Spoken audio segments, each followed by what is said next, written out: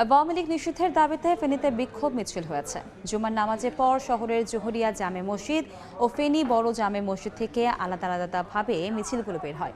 এতে United people's Bangladesh, বিপ্লবী ছাত্র সমাজ ও বিপ্লবী ছাত্র সংসদের নেতাকর্মী ছাড়াও সাধারণ মুসল্লিরা অংশ নেন।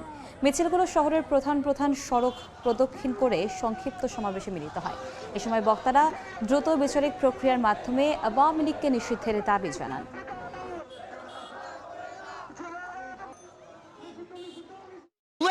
দিয়েছে সেই সহযোদ্ধাদের নিরাপত্তায় স্মারকলিপি কোথায়, নিরাপত্তা আইন কোথায়, জুলাই ঘোষণাপত্র কোথায়? দীর্ঘ 8 মাস পেরিয়ে গেলেও এখন পর্যন্ত আমাদের 2024 সালে যে 4 আগস্ট যে হত্যাকারী, এখন ফেসিবাদে আওয়ামী লীগকে এখন পর্যন্ত নিষিদ্ধ করা হয় নাই।